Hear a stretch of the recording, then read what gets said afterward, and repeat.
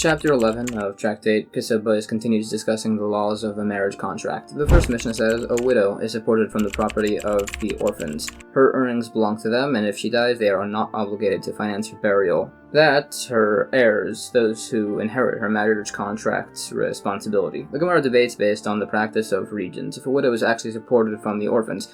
Further, it's said that all the things a woman is obligated to do for her husband, a widow must do for her heirs, besides for mixing his wine, making his bed, and washing him. Similarly, all tasks that a slave does for his master, a student does for his teacher, besides for untying his sandals, if he won't be recognized as a student. If he's wearing tefillin, he's always allowed to, as he won't be mistaken as a servant. It speaks on the importance of a student serving his teacher. If a widow took movable property as payment for her support, that's allowed, and we bring sources. This isn't allowed if it's taken for her marriage contract payment.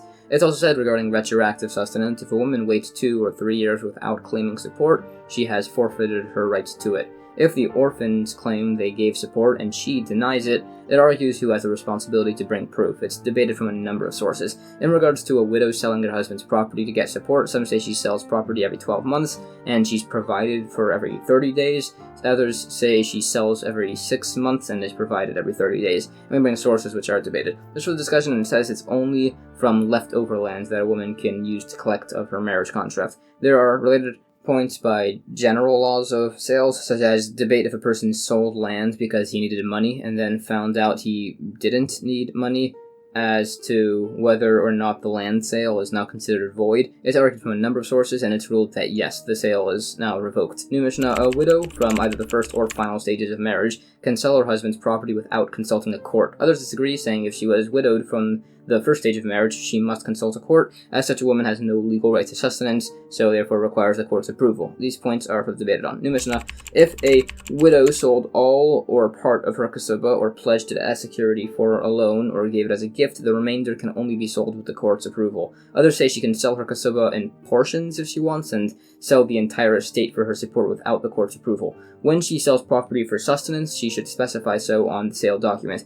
A divorcee cannot sell her dead husband's property without the court's approval. The Gemara debates the author of this Mishnah based on the logic of different opinions. It debates a seeming contradicting alternative source, but it's based on the interpretation of the definition of a few words in regards to these laws. Based on a case, it seems to be held that if a woman gets part of her kesubah, she still retains the right to her sustenance. If a widow sells her dead husband's estate without asking the court, it's debated if she also needs to do this with an oath. They would hold that there isn't a public announcement required, which is debated, but we do hold that, and she does require an oath. New Mishnah, if a woman's kesubah was for 200 zuz, and she sold property worth 100 zuz for 200 zuz, or property worth 200 zuz for 100, it's ruled that she's relieved of her kesubah. If the kesubah was worth 100 zuz, and she sold property worth 100 zuz and a dinar, meaning more than what she's owed, for 100 zuz, it's void, even if she tries to return the extra dinar. Others say the sales always stand unless there's enough to leave over a 9 kav area in a field, or a half kav area in a vegetable garden, although some say even a quarter of a kav. If her kesubah was worth 400 zuz and the woman sold 3 pieces of property to 3 people worth 100 zuz each, and then to a last person she sold property worth 100 zuz and a dinar, the last sale is void and the first 3 are still valid. The Gemara says the issue in the first case, where she overcharged,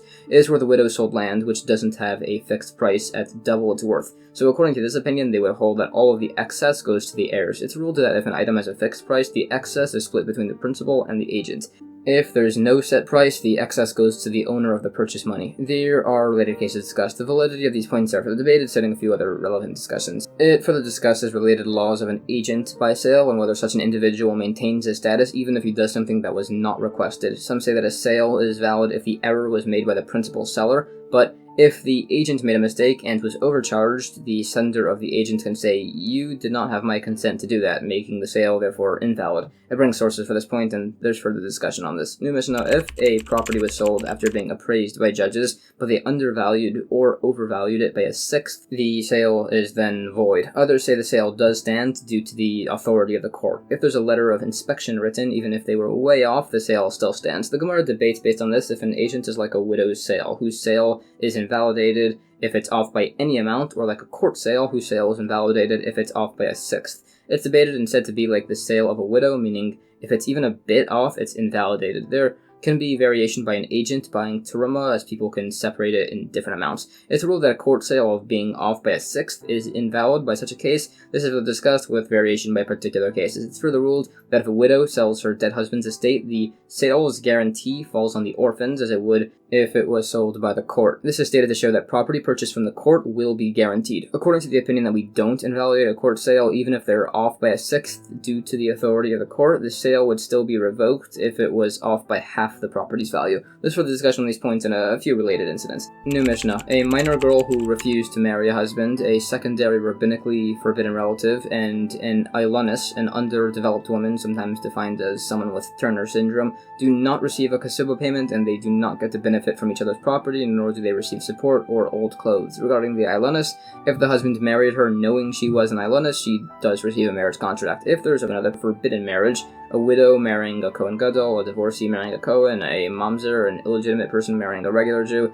they all still receive a Kesubos payment. The Gemara debates if a minor who was preemptively divorced, if she still receives a Kesubos payment or not. Further, some say an individual must wait at least 3 months before remarrying. It's discussed as to if there's any notion of validity to the marriage of a minor girl whatsoever. Rabbi Eliezer says there is none at all, it's completely forbidden, and not legally binding, meaning there would be no Kesubos. Others disagree, but it's explained that the logic is that they too hold it's not a legal marriage and forbidden. However, there was a specific case in those times by an orphan girl where there was a significant concern that people would take advantage of her if she wasn't protected, as here she has no father, so she can be legally temporarily put in the care of an individual, with the caveat that she'll be properly married to him once she becomes an adult, although this is a marriage that she could refuse if she wants, all done just to protect her from any exploitation by others. So according to this latter opinion that says she can be given by her family to another person, this is only done as long as she consents to this, and there wouldn't either be a marriage contract written. This for the discussion on the property entitlements of the different marriages from the Mishnah. There's more on the case of the marriage to the Ilonis,